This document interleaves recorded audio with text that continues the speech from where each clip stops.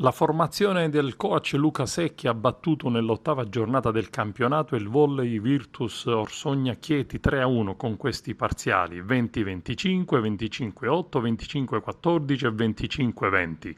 I 3 punti consentono alla squadra del presidente Nino Di Giacomo di rafforzare la seconda posizione in classifica con 18 punti ed una gara in meno rispetto alla capolista Cerignola che deve ancora osservare il turno di riposo.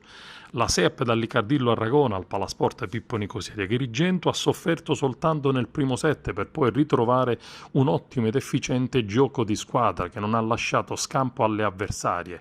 Coach Luca Secchi ha schierato inizialmente il collaudato sestetto tipo con Trabucchi in regia, Rico opposto, Composto e Manzano al centro, Donà e Moneta schiacciatrici, Vittorio libero. Nel corso del match sono entrate ed hanno dato un importante contributo alla squadra le schiacciatrici Falcucci e Patti.